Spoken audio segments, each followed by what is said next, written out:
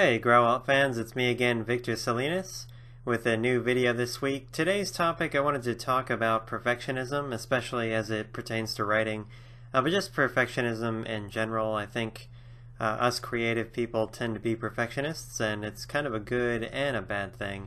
However, before we get started, I'd like to formally announce a new project that I'm working on. It's called Writer's Realm. I kind of released just a little teaser trailer, didn't get a whole lot of views, which is fine because I just made it. It's only like 40 seconds. It just took me maybe 20 minutes to make, that I released last week. So you can visit the website at writers-realm.com. I'll put the URL link in the video and also in the video description. And just real quick, for those of you that don't know about it yet, it's going to be a writing tutorial website, so you can sign up for free right now on writersrealm.com. It won't launch officially until January 12th, 2016, and I'll release more info as time goes on. I'm working with a few other people to get this website up, and it's kind of, this idea came to me from you guys asking a lot of questions, both on the YouTube channel and reaching me via email, and comments and things that I've gotten on the Grauwelt website. And there are a lot of people out there that have a lot of questions about writing and creativity, and I've just felt really blessed by the fact that people would even come to me for these kinds of things, and it's been one of the happiest experiences of my life, actually, to answer your guys' questions and get your comments and feedback. And this project is something that I really hope can take off, and I will measure its success by the number of people that I can, both I and the other people doing this project, the number of people that we can help. And I really want to share what little I do know with everyone out there, and hopefully we can all grow together. So again, that website is writers-realm.com. I'll put the link in the video description and also in the video itself. Encourage everyone to go check it out. I'll talk more about it as time goes on. You won't be able to access everything on the site right now. It's pretty much just a sign-up page and some blog posts that are coming out. But again, as time goes on, I'll reveal more about it. We'll talk more about it, and if you sign up with your email address, you'll get some bonus content before the launch date, and you'll also get a special promo code. There's only going to be 1,000 sign-ups that will allow for the first few days, so there will only be 1,000 spots for a lot of that special stuff. So I encourage anyone out there that's interested in writing and creative tutorials to go check that out. And on to our main topic about perfectionism. Funny thing, like before I started recording, like I always do, I take the photo for the YouTube video that's going to be the cover, and I do the words and everything on there.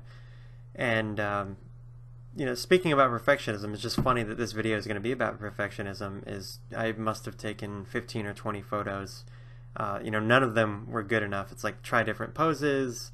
My hair's never right. The light, if a cloud moves, because I use a lot of natural light, if a cloud moves, it's kind of gloomy out there today, passes overhead in just the wrong way, it's going to cast a weird shadow. As you might be able to see my hand shadow move in the background there. It's kind of weird.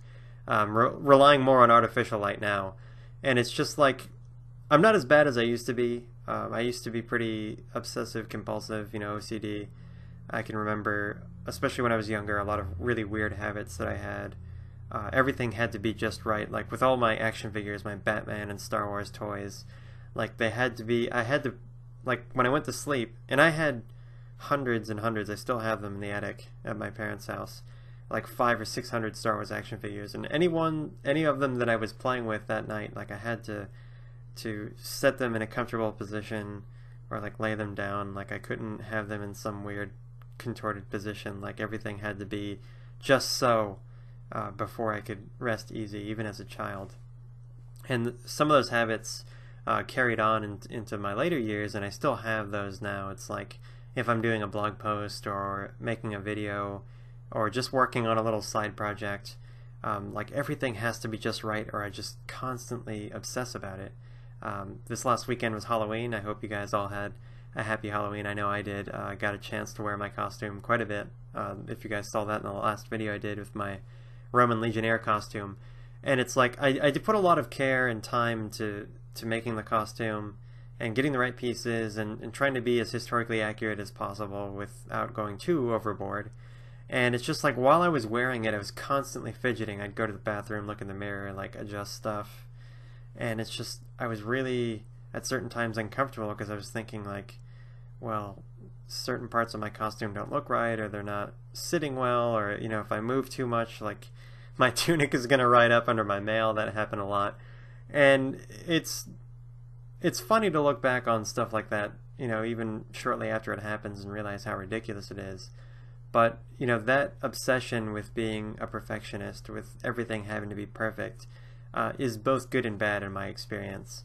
It's good because it can drive you to excel. It can drive you to make sure that what you produce, you know, whatever art you do, whether it's writing or dancing or sports or business, that desire to be perfect will drive you to attain, you know, a higher level of skill. However, it can also be a really big pitfall because you can waste so much time on the wrong things. With the costume example, I mean, all that fret and energy and preparation could have been probably cut down by 90%, and the costume still would have been great.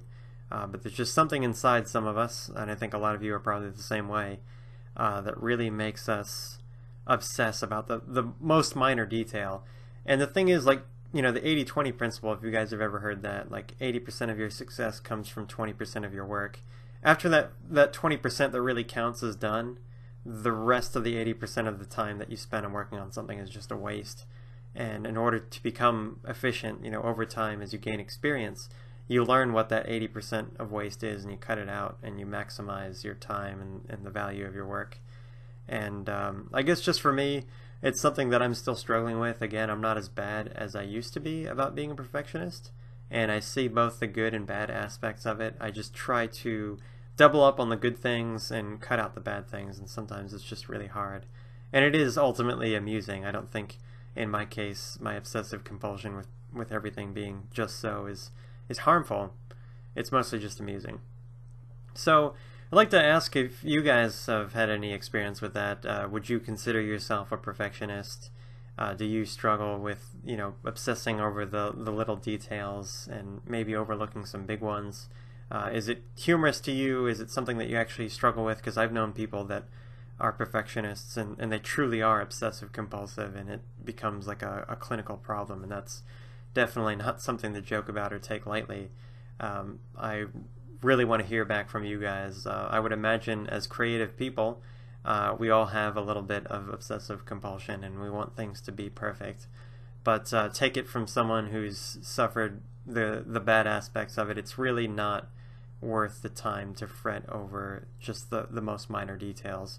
I think we're all our harshest critic, and I think other people look at us and the work that we do as being a lot better than we'll give ourselves credit for. I've come across that a lot, and I'm always humbled by the fact that people will think something minor that you do is really good, and to you it just looks like garbage. It's not really worth anyone's time.